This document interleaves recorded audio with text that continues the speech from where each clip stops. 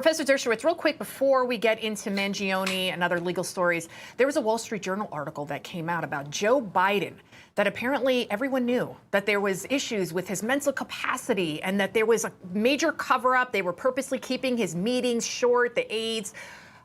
Should we be concerned that there's been such a lack of transparency with this administration and that our leader is compromised mentally? Well, the same thing happened with Ronald Reagan. So this is not a partisan issue. The Republicans hid Ronald Reagan's diminished capacity at the end of his second term, and the Democrats have hid Biden's lack of or diminished capacity. So let's condemn both sides for trying to prevent the public from knowing the whole truth. I think it's a terrible thing when we lack transparency and permit the American people to be lied to about the capacity of an American president. Look, there are people lying about Donald Trump. A lot of Democrats are out there saying, oh, he's really, too old. I spent some time with him the other night, and he's the top of his game.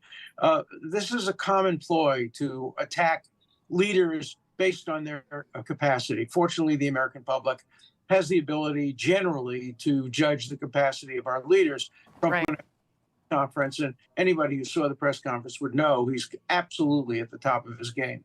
He certainly is. And there has been some dispute whether or not Ronald Reagan was, had issues while he was in office. But let's move on. Let's go to the feds. They charge Mangione. He's eligible now for the death penalty. What do you think about these new charges, act of terrorism? Is this an overcharge? Death penalty? And what did you think about this entire entourage? I mean, this was like Hannibal Lecter getting off the helicopter, almost making him now into a tragic figure. What did you think about this, Professor? Well, it's a terrible thing that people are honoring him and raising his profile in ways that will just encourage other people to do this. But why is anybody surprised that young college idiots looked as a hero? These are the same people who looked to Hamas as heroes when they murdered 1,200 Jews and kidnapped 250 of them.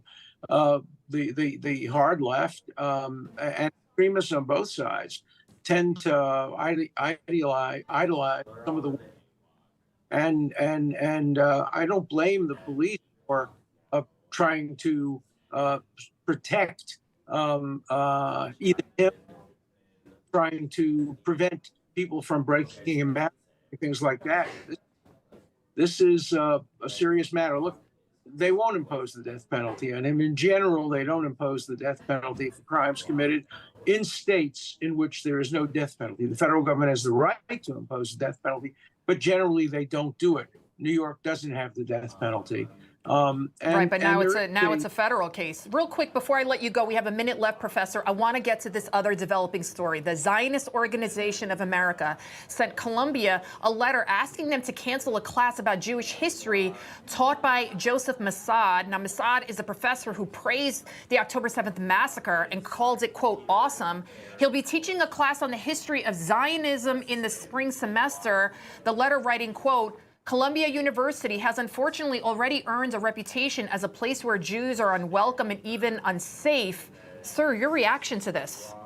Well, what standard would Columbia apply if a Ku Klux Klan wanted to teach a class on the history of civil rights in which they claim that lynching was a good thing? They would never allow that to be taught. So Columbia has to apply the same standard to anti-Zionism, anti-Semitism, as it would to anti-Black, anti-gay, anti-women philosophy. If they would allow a course on all of those things, fine, that's academic freedom, but they apply a double standard. Joseph Massad infamously refused to allow a student to speak some years ago unless he admitted he was a criminal and killed Palestinians and essentially that he was a war criminal. He's a horrible, horrible man, a terrible teacher, a miserable scholar. He was denied tenure initially, and then as a result of pressure was given tenure. He doesn't belong teaching anywhere in the United States. And the school should apply a single standard and apply the same standard they would apply if a Ku Klux Klan person advocated lynching, because that's exactly what Joseph Massad is doing. He advocates lynching of Jews. Professor Dershowitz, thank you so much, sir, for joining us. Have a happy holiday. Thank you.